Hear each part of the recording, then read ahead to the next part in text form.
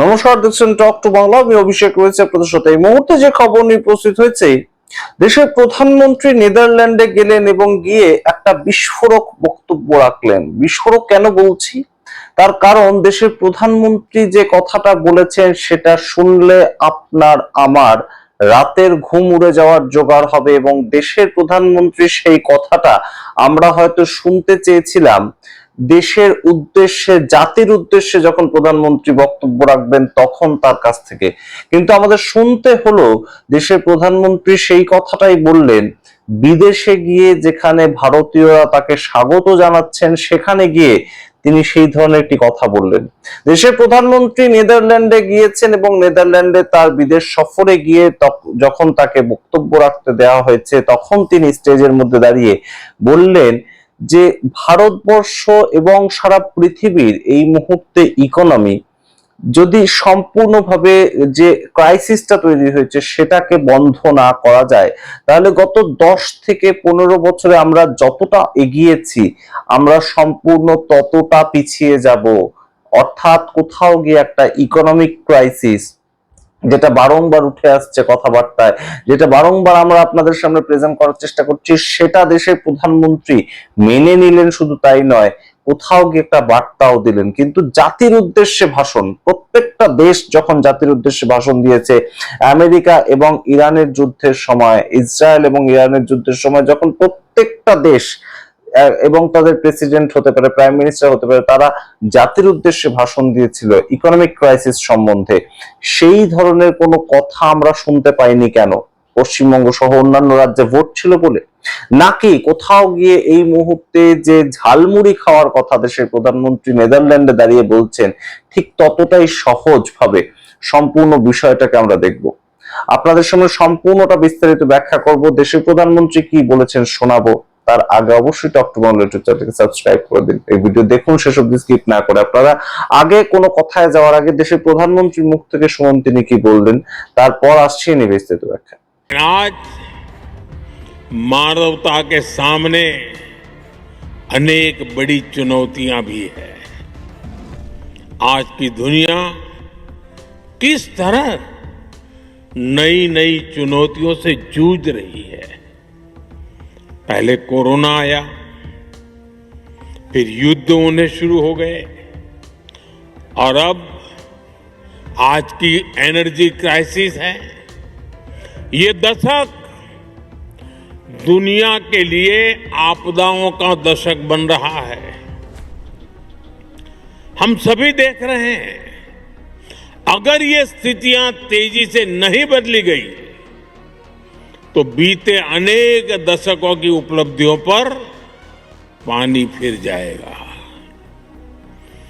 दुनिया की बहुत बड़ी आबादी फिर से गरीबी के दलदल में चली जाएगी। আপনারা শুনলেন দেশের প্রধানমন্ত্রীর বক্তব্য, এবং অবশ্যই এটা চিন্তার বিষয়। এই মুহূর্তে সমস্ত কথাই কি আমাদের একদম বিদেশ থেকে শুনতে হবে? বিদেশে গিয়েছেন দেশের প্রধানমন্ত্রী, তার বিদেশ সফর আমরা লক্ষ্য করব, সেখানে কি কি বক্তব্য হচ্ছে, কি কি অ্যাক্টিভিটি হচ্ছে আমরা শুনবো। কিন্তু সিজ ফায়ার থেকে শুরু করে ইকোনমিক যে ক্রাইসিস, সমস্তটাই কি আমাদের বিদেশের মাটি থেকে জানতে হবে? সিজ ফায়ার বলতে এবং ভারতবর্ষ এবং পাকিস্তানের যুদ্ধ, সেটা থেমে গেছে হঠাৎ করে আমরা জানতে পেরেছিলাম ডোনাল্ড ট্রাম্পের টুইটের মাধ্যমে। ঠিক তেমন ভাবে নেদারল্যান্ডে দাঁড়িয়ে ভারতবর্ষের প্রধানমন্ত্রী জানান দিচ্ছেন যে আমরা ইকোনমিক ক্রাইসিসের মধ্যে দিয়ে যাচ্ছি, এবং এই ইকোনমিক ক্রাইসিস এক্ষুনি যদি বন্ধ না করা যায় তাহলে অবশ্যই আমরা শুধুমাত্র আটকা পড়ে যাব, তাই নয়, আমরা আরো 10 থেকে 15 বছর পিছিয়ে যাব। যে গ্রোথটা আমরা করেছিলাম 10 থেকে 15 বছরে, সেই গ্রোথ থেকে আমরা আরো পিছিয়ে যাব। কাদেরকে উদ্দেশ্য করে বলছেন দেশের প্রধানমন্ত্রী? যে ভারতবর্ষের 80% মানুষ এখনো পর্যন্ত ফ্রি রেশনের উপর ভিত্তি করে জীবিকা নির্বাহ করেন। তারা জানেন যে আমাদের দেশ, তা আমাদের সরকার আমাদেরকে ফ্রি রেশন দেবেন, তার ভিত্তিতে আমরা অন্তত ভাতটা খেতে পারবো, আমরা অন্তত চালটা পেতে পারবো, গমটা পাবো, এবং সেইটার ভিত্তিতে আমাদের খাবারটা হবে। তারপর তারা জীবিকা নির্বাহ করতে যান। সেই দেশের মানুষকে এইভাবে নেদারল্যান্ড থেকে দেশের প্রধানমন্ত্রী থেকে জানতে হবে যে ইকোনমিক ক্রাইসিসটা কোন পর্যায়ে চলছে। আপনারা ভাবার চেষ্টা করুন যে আমাদের দেশের যে অর্থনৈতিক গ্রোথ সেটা কিন্তু হয়েছেই সম্পূর্ণভাবে এই যে আমরা একবিংশ শতাব্দীতে দাঁড়িয়েছি সেখানে, অর্থাৎ গত 25-26 বছর 2000 সালের পর থেকেই কিন্তু আমাদের ইকোনমিক গ্রোথটা হয়েছে। তার আগে আপনারা যারা আমাদের ভিডিও দেখছেন, বয়স্ক মানুষজন যারা রয়েছেন কিংবা যারা কম বয়সী রয়েছেন, তারা তাদের বাবা মাকে জিজ্ঞেস করবেন যে আমাদের ভারতবর্ষের অ্যাকচুয়াল অবস্থানটা কি ছিল, আমাদের কতজনের বাড়িতে গাড়ি চালানোর মতন পরিস্থিতি ছিল, আমাদের কতজনের বাড়িতে মোটর সাইকেল রাখার মতন পরিস্থিতি ছিল। আপনারা যে যেখান থেকে ভিডিও দেখুন না কেন, তাদের প্রত্যেকের উদ্দেশ্যে আমরা জিজ্ঞেস করছি। এই যে গ্রোথটা, ইকোনমিক গ্রোথটা, সেটা একদিনে হয় না, এটা বছরের পর বছর ধরে হয়, সরকারের পলিসির দ্বারা হয়।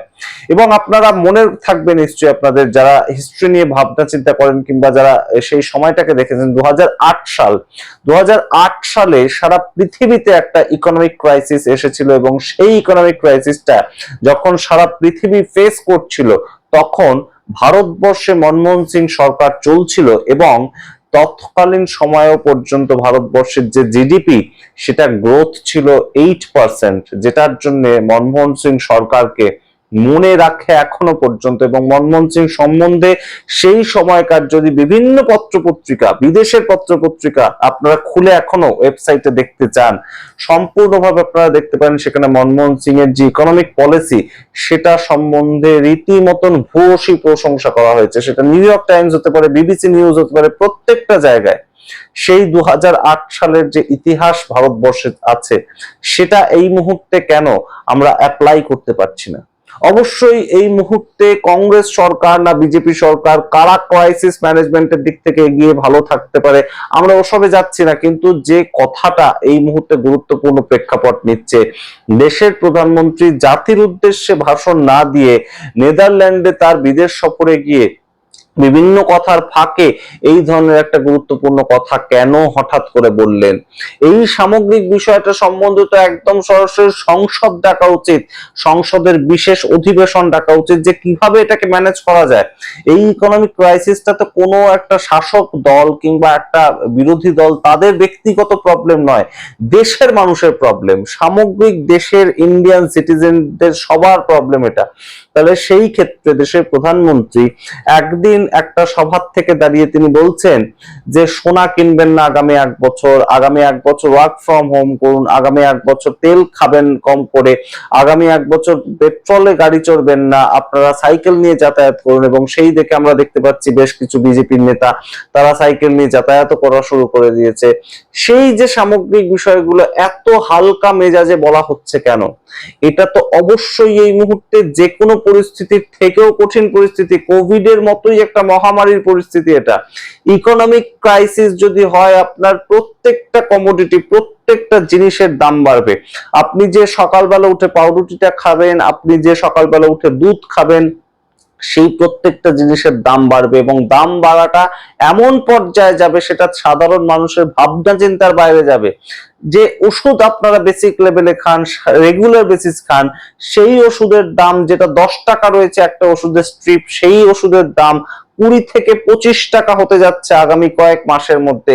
সেইটা নিয়ে তো জাতির উদ্দেশ্যে ভাষণ দেওয়া উচিত, সেটা নিয়ে তো সংসদ বসানো উচিত।